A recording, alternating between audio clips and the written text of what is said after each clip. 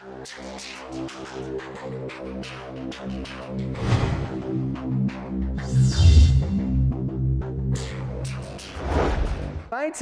is morally neutral. What do I mean by this? Well, there are many things that we take to be first principles in moral theory, in meta-ethics.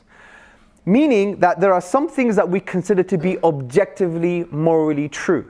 There are objective moral values in the world. There are objective moral truths. Not all of them, but I'm a true believer that we all believe in objective moral truths, regardless of what society tells us, regardless of what individual minds tell us, and regardless of what our intuitions or our psychological, our emotions tell us, right? So let me give you an example. You go home, you're tired from work or university, and you turn on the television and you see breaking news. And the headline says, man beheads 5-year-old. Now, that's morally wrong, right? Yes? Yes? No? Okay. All right, let's assume you all said no, right? An emphatic no. Of course. So we said yes, rather. What was my question? I'm going to get myself in trouble. It's morally wrong, correct? Good. Now, next question. Is it objectively morally wrong? For example, if the whole world were to come and say to you, it's okay to behead a 5-year-old, it'd still be morally wrong. And if individual minds, right, and individual human beings with their own emotional disposition came to you and said, no, let me justify it to you intellectually and emotionally, you'd be like, no, it's still morally wrong. This is what we mean by objective. It's outside of the limited human mind in a way, outside of limited emotions, and therefore it requires some kind of grounding. What explains and takes into account the objectivity of that moral value and where did it come from? If we consider some morals to be objective in this sense, science has no say. Science is asleep. It has no say in this issue. Why? Because science can't provide a rational basis for the objectivity of moral values, for objective moral truths and values.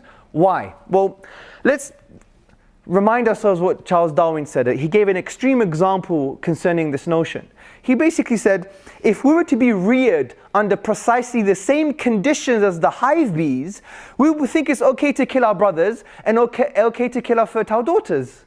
Now, if you extend that logic and you talk about the nurse shark, one would argue that if we were reared under precisely the same biological conditions as the nurse shark, we would think it's okay to rape women. That's what the nurse shark does. Check the National Geographic.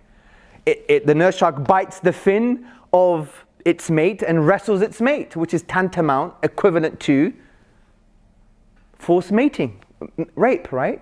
So there is a problem here because all the Darwinian mechanism can do, or to be a bit more specific, all that natural selection can do is provide us with the ability to formulate ethical rules. We agree with this. It gives you the ability to formulate ethical rules, but it doesn't give you a foundation to justify or take into account objective moral truths. Why?